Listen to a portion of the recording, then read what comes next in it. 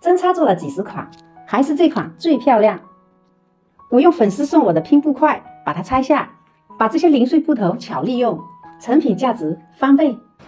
准备以下材料：素色面料1片，花色棉布2片，三角形棉布4片。把素色面料4个边画出1厘米缝缝，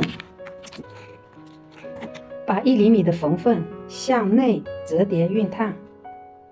，4个边熨烫好，把它对折，熨烫一个痕迹，再对折，再压烫，这样找到中心点，把4个角分别向中心点对折熨烫，再把这个4个角缝合在一起。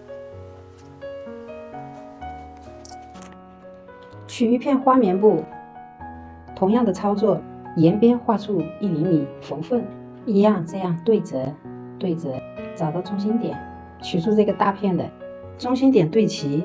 ，2个正方形这样错开叠放，给它固定一下。你可以用布胶给它粘上，我用双面粘合秤把这个粘上固定一下。再把这个素色的布料向中心点对折熨烫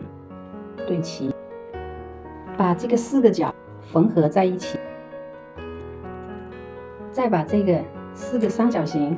依次的叠放在这4个小方块上，剪些双面粘合秤，一点点就可以粘上固定一下。我用熨斗把它这边稍微熨烫一个形，像贴布缝一样，这样把这个边向内折叠，这样缝合。注意这里留个0.7的缝位，不要缝。从这里开始会露毛边，可以适当的修剪一些。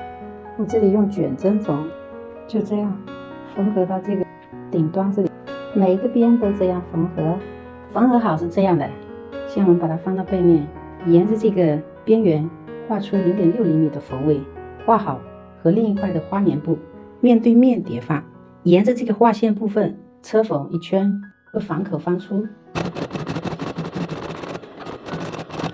把这多余的剪掉，4个尖角剪掉，把它从预留的小口翻出，把4个角挑出，塞入珍珠棉，填满后把小口用长针法缝合。小口缝合好，一个漂亮的教堂之窗拼布针插就完美呈现。如果您也是拼布爱好者，快点赞点关注，更多的创意手工与您分享。